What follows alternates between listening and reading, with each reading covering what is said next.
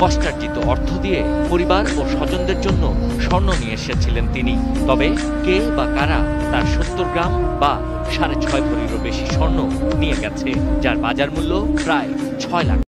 এই যে দেখতে পাচ্ছেন, মানে প্রবাসীদের মানুষই মনে করে না। যেই প্রবাসীর টাকা রেমিটেন্স দিয়ে বাংলাদেশ চলে, এদেরকে এত তুচ্ছ-তাচ্ছিল্য মনে করে।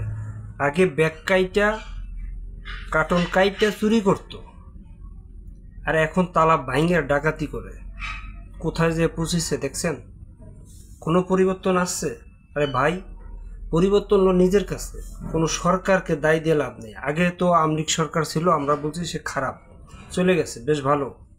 এখন যে সরকার আছে উনি তো ভালো, ওনার কি ভূমিকাটা আছে, উনি কি দায়িত্বটা পালন করতেছে দেশে? তালা ভাঙ্গিয়া তারপর প্রবাসীদের মালামাল চুরি করে, এয়ারপোর্টে আগুন লাগে। কি বলবেন বলেন? কোনো ভাষা নেই ভাই।